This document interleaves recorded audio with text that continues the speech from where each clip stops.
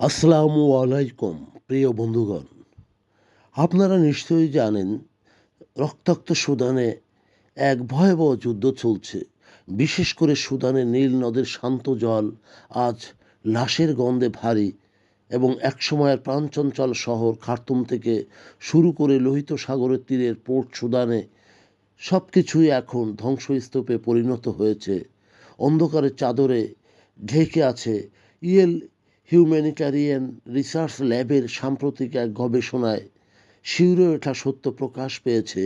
অভিযোগের আঙুল বিশেষ করে মধ্যপ্রাচ্যের প্রাচুর্যময় দেশটি আরব আমিরাতের মদতপুষ্ট আধা সামরিক বাহিনী র্যাপিড সাপোর্ট ফোর্সেস অর্থাৎ আরএসএফ তাদের চালানো গণহত্যা মুছে ফেলতে এবং মৃতদেহ পুড়িয়ে ফেলতে এবং সরকার গণকবর দিচ্ছে। শুধু তাই নয়, অন্ধকারে নিমজ্জিত শহর ও ড্রোন হামলা সুদানের আকাশ এখন আর পাখির ডাক শোনা যায় না, শুধু ঝাঁকে ঝাঁকে উড়ে যাওয়ার ড্রোনের গুঞ্জন শোনা যায়। একের পর এক ড্রোনের হামলায় বিদ্যুৎ ব্যবস্থা ভেঙে পড়েছে। খার্তুম থেকে পোর্ট সুদান পুরো দেশ এখন আতঙ্কিত। আক্ষরিক অর্থেই অন্ধকারে এই পুরো রাষ্ট্রটি। এই অন্ধকার কেবল বিদ্যুতের অভাব নয়, বরং এক অনিশ্চিত ভবিষ্যতের প্রতিফলন। জনপদগুলো এখন জনমানব শূন্য এবং ভুতুড়ে শহরে পরিণত হয়েছে। যুদ্ধের বিবৃতি যখন অর্থনীতি হুমকির মুখে। বিশেষ করে সুদানি পণ্ডিত খালিদ মুস্তাফা মেধানির মতে এই যুদ্ধ এখন আর কেবল নির্দিষ্ট এলাকায় সীমাবদ্ধ নেই। দারফুর এবং এলফাসের ছাড়িয়ে যাওয়া যুদ্ধ এখন পশ্চিম কর্দোফানে ছড়িয়ে পড়েছে, যা সুদানের অর্থনীতির মেরুদণ্ড হিসেবে সমধিক প্রসিদ্ধ। ভয়াবহ আশঙ্কার বিষয় হলো এই আগুনের আঁচ এখন প্রতিবেশী দেশ দক্ষিণ সুদানেও লাগতে শুরু করেছে।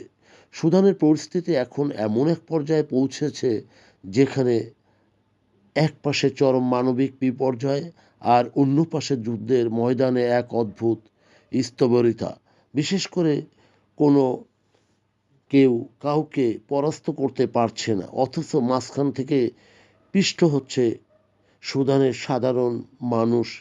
না আছে জীবনের নিরাপত্তা, না আছে আগামী সুন্দর কোনো ভবিষ্যৎ। ইয়েল রিপোর্ট মতে অপরাধ লুকানোর চেষ্টা হয়তো সফল হতে পারে, কিন্তু ইতিহাসের পাতায় এই বর্বরতা মুছে ফেলা আদৌ সম্ভব নয়। সুদানে আজ শুধু বিশ্ব বিবেকের কাছে এক প্রশ্নবিদ্ধ যুদ্ধক্ষেত্র।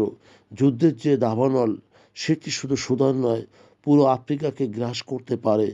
আর এই যুদ্ধ বিশেষ করে পূর্ব আফ্রিকায় দীর্ঘমেয়াদী সংকটের মুখে ঠেলে দিতে পারে। প্রিয় বন্ধুগণ, যদি আমাদের এই তথ্য গল্প আপনার ভালো লাগে তাহলে লাইক এবং শেয়ার দিন, এবং এখন আজ আমাদের সঙ্গে থাকার জন্যে ধন্যবাদ। আমাদের ফলো দিন এবং সাবস্ক্রাইব করুন।